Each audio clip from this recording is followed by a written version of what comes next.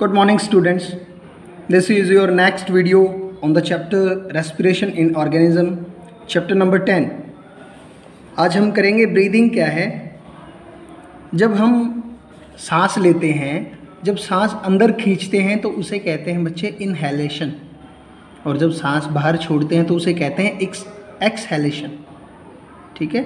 The taking in of air rich in oxygen into the body is called inhalation and giving out of air rich in carbon dioxide is known as exhalation. जब हम अंदर सांस लेते हैं तो oxygen लेते हैं और बाहर छोड़ते हैं तो कार्बन डाइऑक्साइड छोड़ते हैं।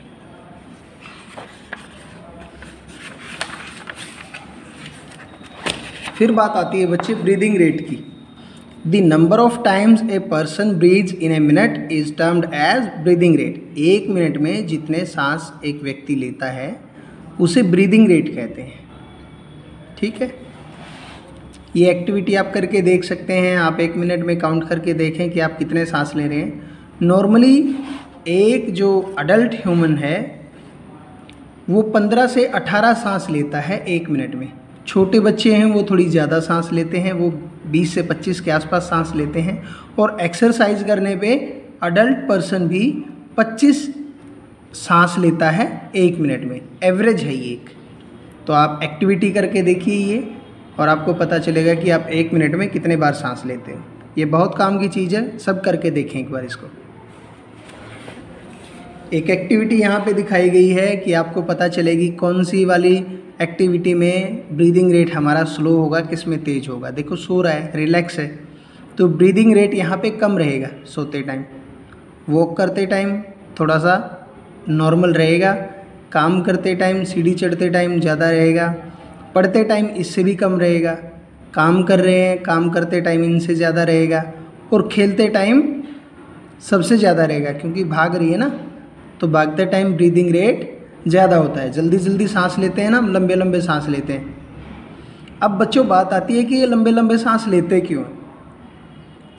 जब हमारे शरीर में ऑक्सीजन की कमी हो जाती है, ऑक्सीजन की कमी होने से हमने कल ही पढ़ा था क्या होता है, मसल पेन होता है ना, क्योंकि हमारी जो मसल सेल्स हैं वो भी रेस्पायर करती हैं, वो भी सांस लेती हैं। अगर ऑक्सीजन की एब्सेंस होगी तो लैक्टिक एसिड बन जाएगा।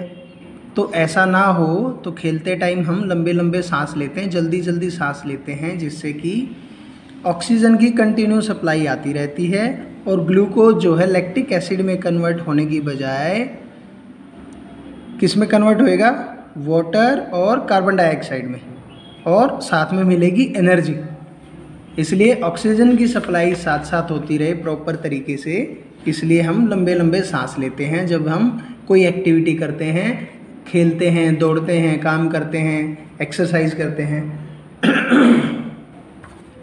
अब बात आती है कि हाउ डू वी ब्रीथ, हम सांस लेते कैसे हैं। हम सबको पता है कि हम नेसल कैविटी, नाक से सांस लेते हैं, नेसल कैविटी से लंग्स तक वो हवा जाती है। और लंग्स कहाँ होते हैं बच्चे? लंग्स होते हैं चेस्ट कैविटी के अंदर। चेस्ट कैविटी अब क्या है? चेस्ट कैविटी है जो हमारी पसलियाँ हैं, रिब्स हैं।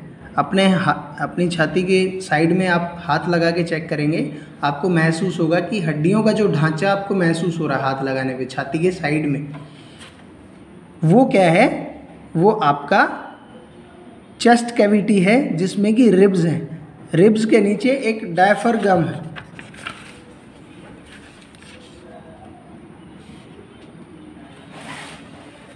देखो ये नेसल पैसेज है, ये नेसल कैविटी, यहाँ से ये विंड पाइप कह सकते हैं या फिर फायरनेक्स कह सकते हैं। यहाँ से हवा अंदर आती है और ये आपके लंग्स हैं, एक ये वाला और एक ये वाला।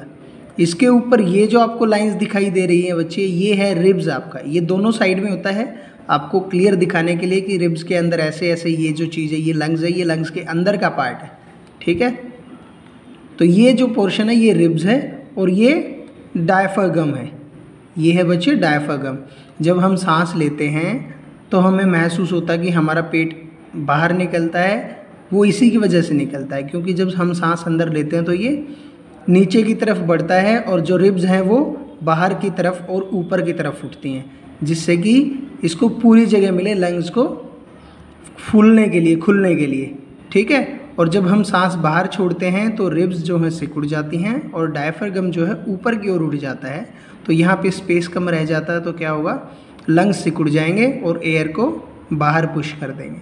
फिर से नया सांस लेंगे, फ्रेश ऑक्सीजन लेंगे तो रिब्स फैल जाएंगे और डायफ्रागम जो है नीचे की तरफ बढ़ जाएगा।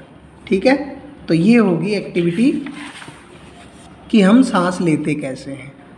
ठीक है बच्चे, आज के लिए इतना सफिशिएंट रहेगा। आप इसको अच्छे से एक बार रीड करेंगे।